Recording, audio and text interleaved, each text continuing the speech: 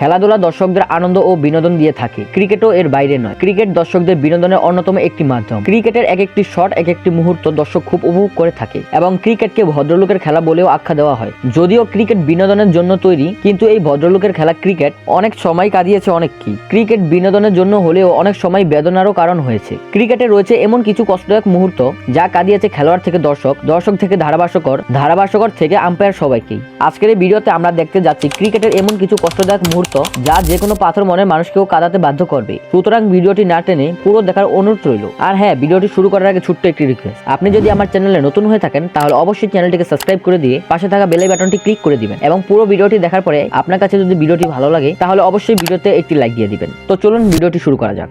Cricket খেলায় injury এটা নতুন কোনো কথা নয়। অনেক সময় খেলোয়াড়রা ইনজুরিতে পড়ে, যা সারতে তাদের বছরও লেগে যায়। কিন্তু সেই খেলোয়াড় যদি ইনজুরি থেকে ফিরে না আসে, হ্যাঁ 2014 সালে অস্ট্রেলিয়া ঘরোয়া ক্রিকেট খেলাকালীন সময়ে ফিলিপ হিউজ ব্যাটিং করা অবস্থায় তার ঘাড়ে একটি বল খুব জোরে এসে আঘাত করলে সে সঙ্গে সঙ্গে মাটিতে লুটিয়ে পড়ে। গ্যালারিতে বসে থাকা দর্শকরা কিংবা খেলোয়াড় কেউ বুঝতে পারলো না কি হয়েছে। তবে তাকে যখন অ্যাম্বুলেন্সে করে হাসপাতালে নিয়ে যাওয়া হচ্ছিল তখন দর্শকরা বুঝতে পারলো যে আঘাতটা খুব গুরুতর ছিল। তবে সেই আঘাতের কারণেই সে 2 দিন হাসপাতালে থাকার পর মৃত্যুবরণ করেন এবং সেই ঘটনার পর ক্রিকেটে নেমে আসে শোকের ছায়া। দর্শক থেকে খেলোয়াড় কেউ যেন মেনে নিতে পারছিল না তার এমন মৃত্যু। ক্রিকেট খেলা চলাকালীন কোনো খেলোয়াড়ের মৃত্যুতে কষ্টের বন্যা বয়ে গিয়েছিল দর্শক থেকে সমর্থকদের মনে। নিজের সতীর্থের এমন মৃত্যুতে পুরো অস্ট্রেলিয়া ক্রিকেট টিমের খেলোয়াড়রাই কান্নায় ভেঙে পড়ে।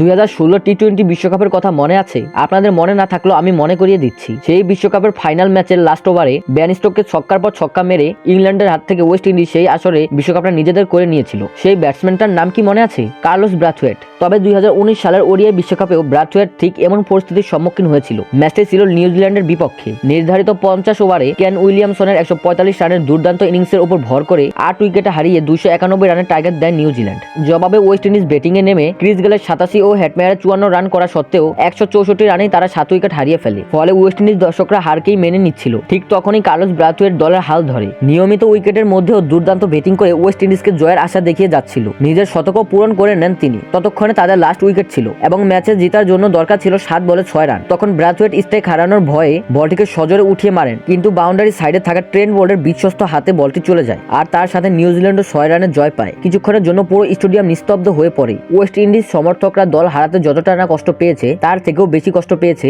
বীর সৈনিক কার্লোস ব্রাথওয়েটের এমন অসহায়ত্বের সাক্ষী হয়ে।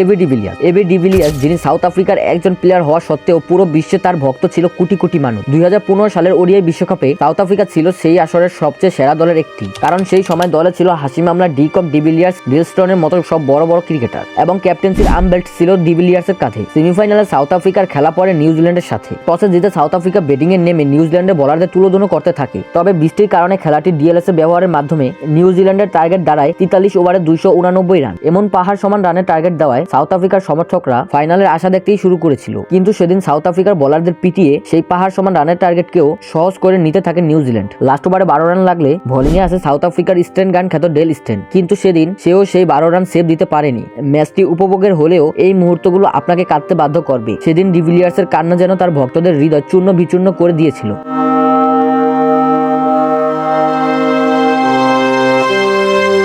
ক্রিকেটের সবচেয়ে হতভাগা দল কোনটা? এই উত্তরে নিউজিল্যান্ডের নামটা আসলে অবাক হওয়ার কিছুই নেই, কারণ 3বার ফাইনালে উঠলেও অধরাই রয়ে গেল সেই সোনালী রঙের ট্রফি। তবে 2019 ওডিআই বিশ্বকাপের ফাইনালে নিউজিল্যান্ড টিমের হার এবং তাদের সেই অসহায়ত্বের চেহারা যে কাউকেই কাঁদতে বাধ্য করবে। ফাইনালে নিউজিল্যান্ড ইংল্যান্ডের বিপক্ষে ব্যাটিং করে 241 রান করে। বিপরীতে ইংল্যান্ড ব্যাটিংয়ে নেমে বেন স্টোক 84 এবং জর্জ বাটলার 59 রান করলেও নির্ধারিত ওভারে 241 রান করে ইংল্যান্ড। ফলে ম্যাচটি চলে যায় সুপার ওভারে। নিউজিল্যান্ড 15 রান করলে ইংল্যান্ডও 15 রান করতেই সক্ষম হয়। ফলে ম্যাচটি আবার ড্র হয়, কিন্তু ম্যাচে ইংল্যান্ড বেশি বাউন্ডারি মারায় তাদের বিজয়ী ঘোষণা করা হয়। এই নিয়মের পর আইসিসির নিয়ম নিয়েও অনেক প্রশ্নবিদ্ধ তৈরি হয়েছিল, কিন্তু যাই হোক এই রকম নিয়মে ম্যাচ হেরে নিউজিল্যান্ডের খেলোয়াড়রা ড্রেসিং রুমে অসহায়ের মতো দাঁড়িয়েছিল। নিউজিল্যান্ডের খেলোয়াড়দের অসহায় মুখ আর গাপ্পিলের এমন কান্না সত্যি মেনে নেওয়া যায় না।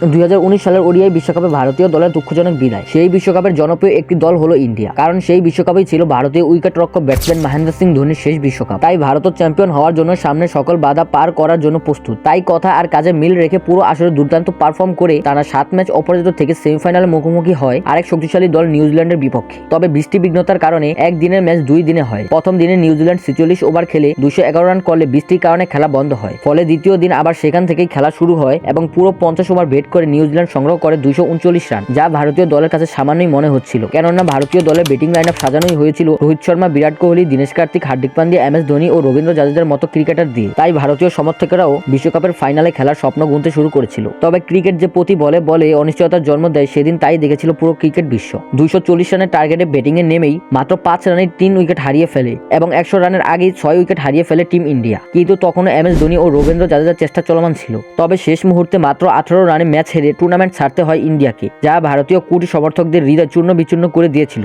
এবং ভারতীয় সমর্থকেরাও কিছুতেই যেন এই হার মেনে নিতে পারছিল না।